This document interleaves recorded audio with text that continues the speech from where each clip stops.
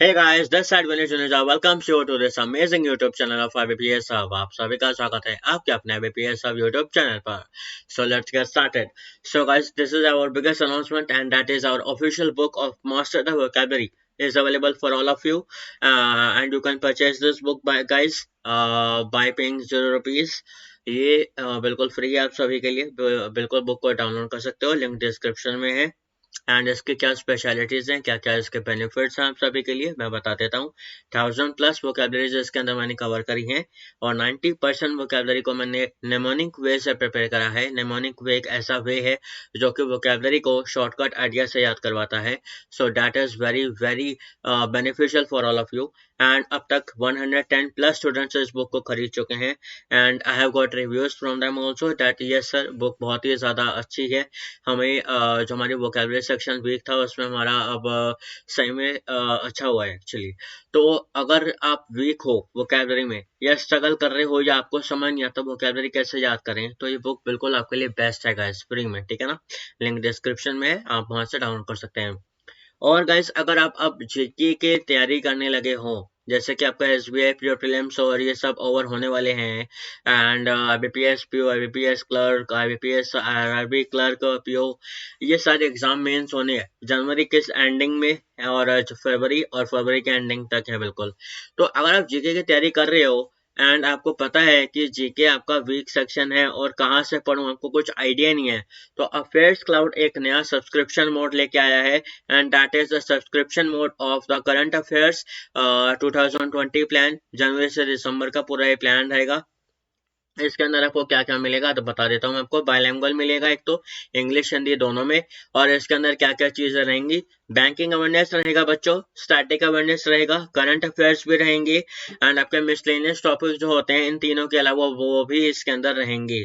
और current affairs में आपको डेली बेस्ड पीडीएफ मिलेंगी, वीकली बेस्ड पीडीएफ मिलेंगी एंड फिर पूरे मंथली बेस्ड करंट अफेयर्स की सारी चीजें मिलेंगी विद क्विजेज ऑल्सो. तो ये पूरा वन एंड ऑल पैकेज है, आप बिल्कुल इसको ले सकते हो. 319 रुपीज का आपको पड़ेगा पूरा साल का लोगे.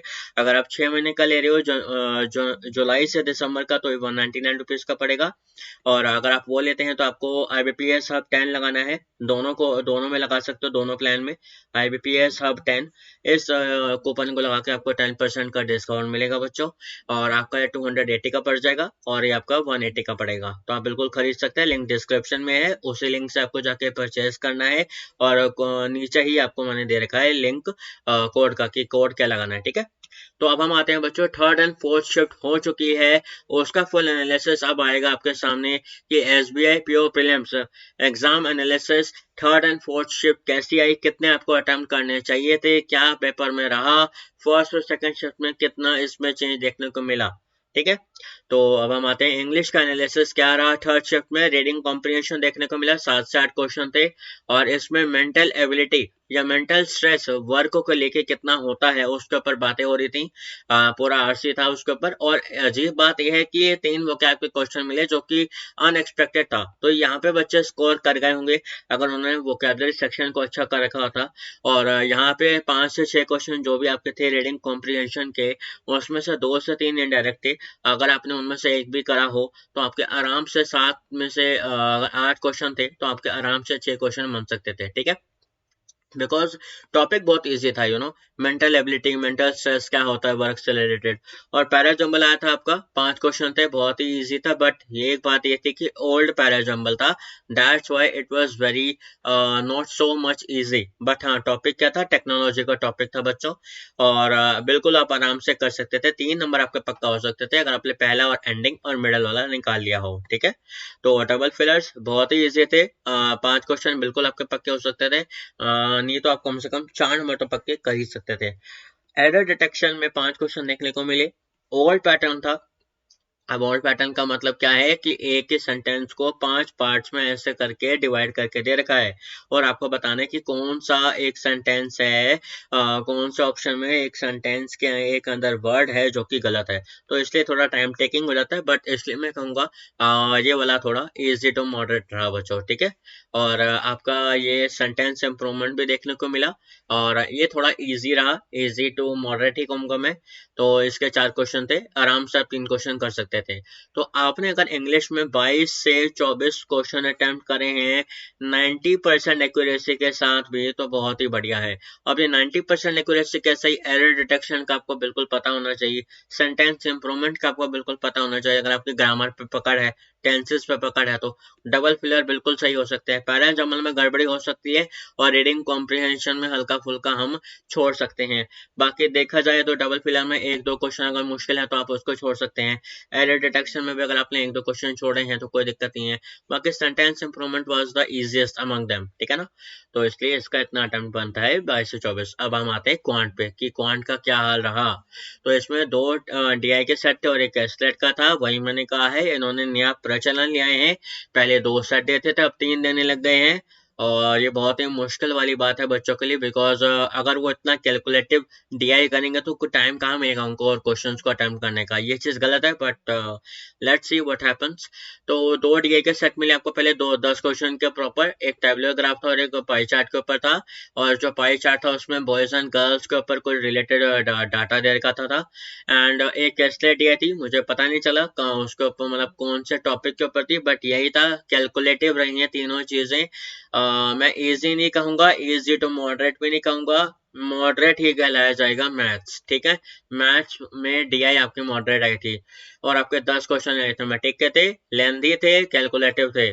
Missing number series was the easiest quadratic equation. ये आप में यहाँ पे 11 नंबर आप आराम से अपने पक्के कर सकते हैं पहले, अगर आपने इनको करा होगा, ठीक है।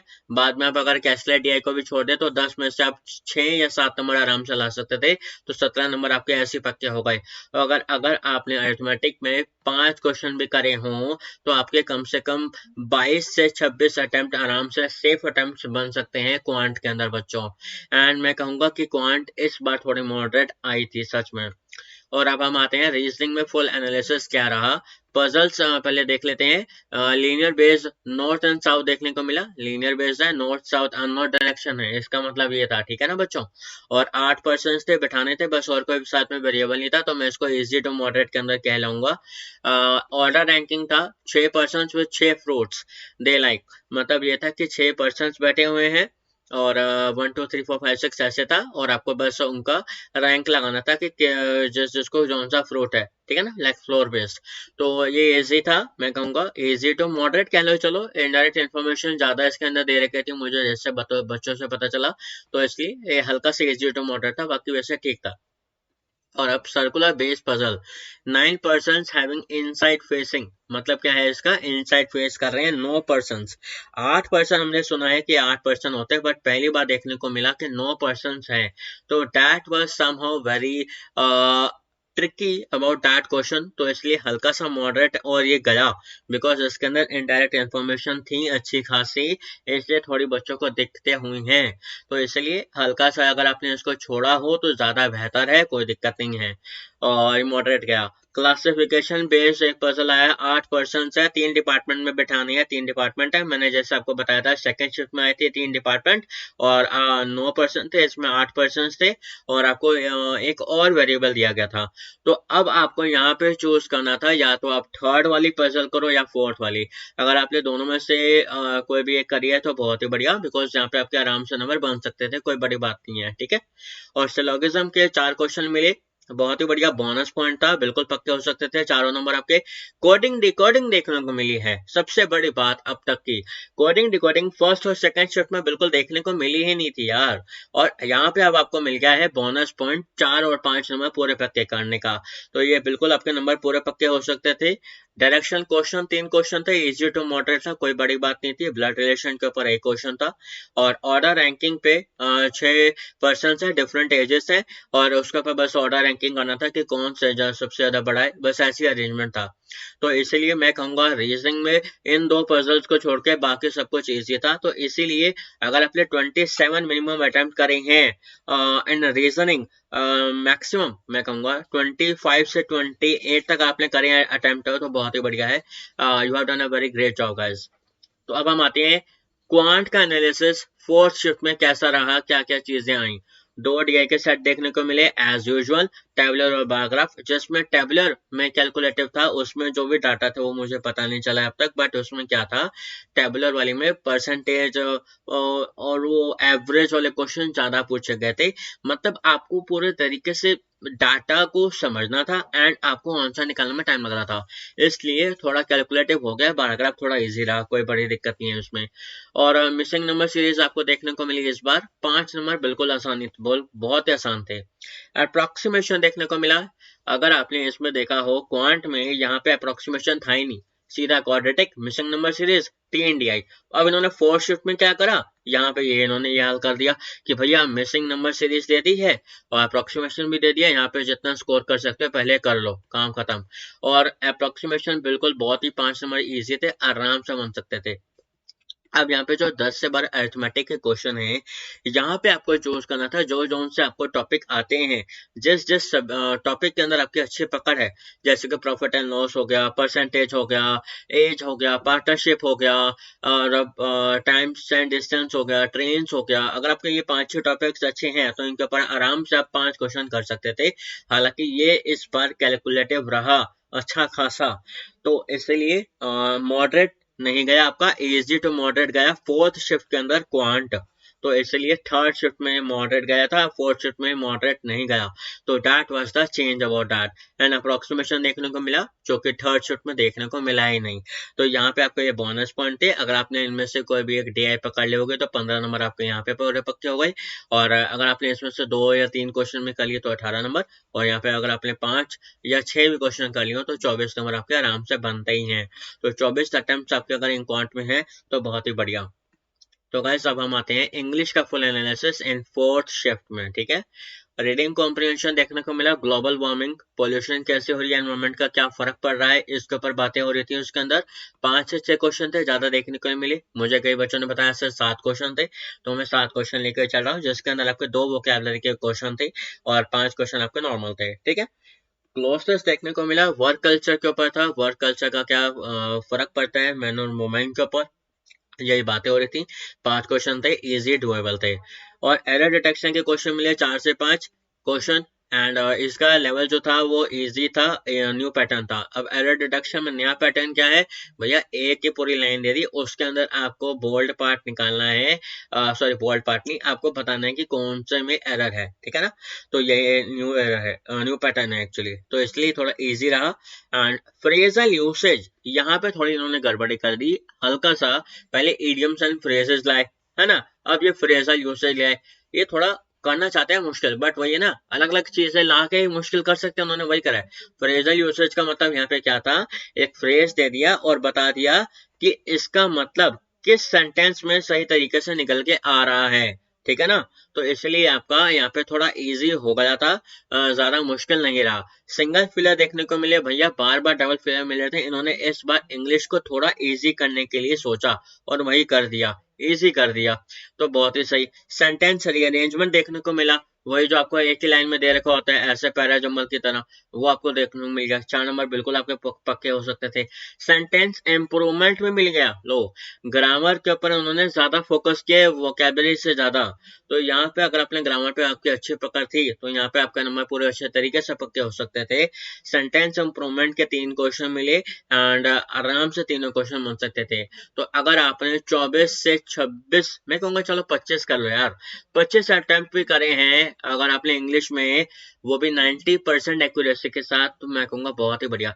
अब 90% को मैं क्यों कहता हूँ, मैं तो मेरे को तो कहना चाहिए 60 to 70% आपकी अगर वो बन रही है, नहीं अप्रोक्सीमेट अगर आपने 90% रखा है अपना ये लेवल एक्यूरेसी का, तो बहुत ही बढ़िया रहता है। Because 100% accuracy is impossible in English for each and every student, because पता नहीं होता ग्रामर में कहाँ पे वो गलती कर दें या इंग्लिश में वोकैबुलरी सेक्शन में कहाँ पे वो गलती कर दें।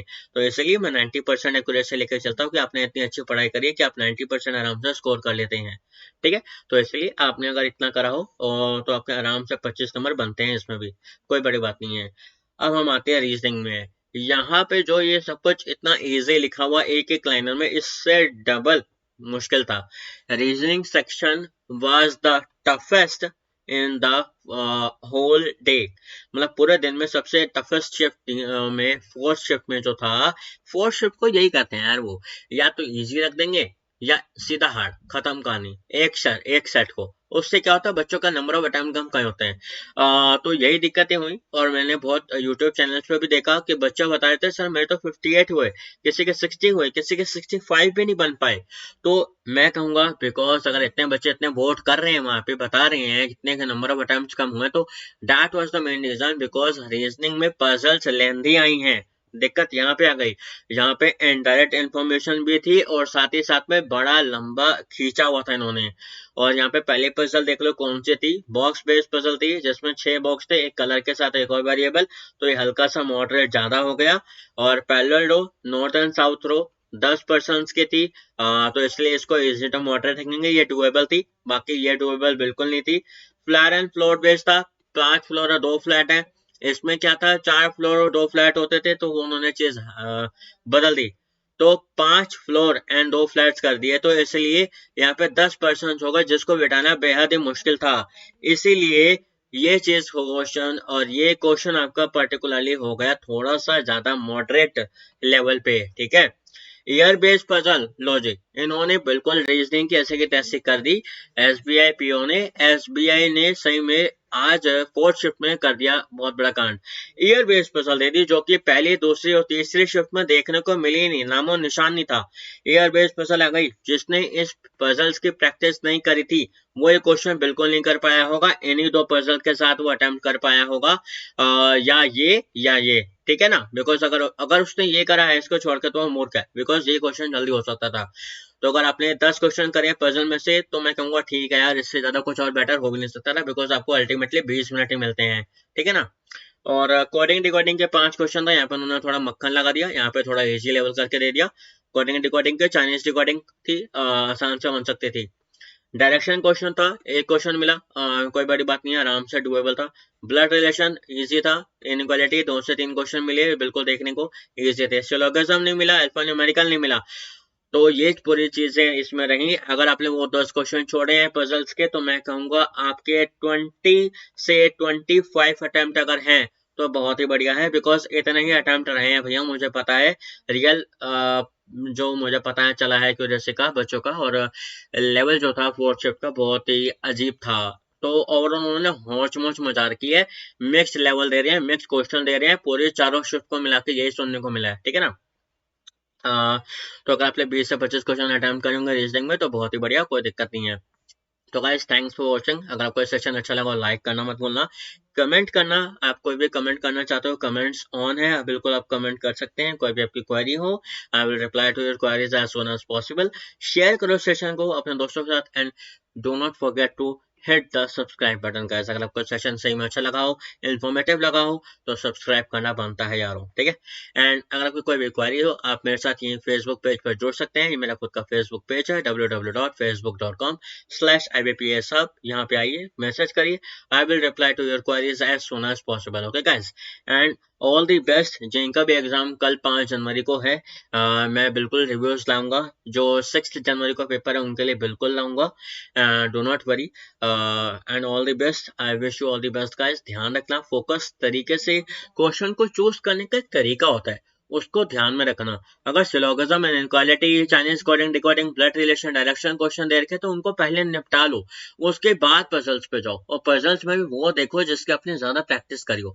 तो इसी तरीके से आपको क्वेश्चन चूज करने का एक वे आना चाहिए, और वो सिर्फ मॉक टेस्ट लगाने से आता है। अगर आपने मॉक टेस्ट अच्छे खासे लगाए हैं, लगभग 30 से 40 लगाए हैं सिर्फ प्रीलिम्स के लिए, तो बिल्कुल आपको कोई दिक्कत नहीं आई होगी इतनी ज्यादा, बिकॉज आपको पता है कि लेवल क्या क्या से क्या जा सकता है, कितना वेरी कर सकता है, ठीक है।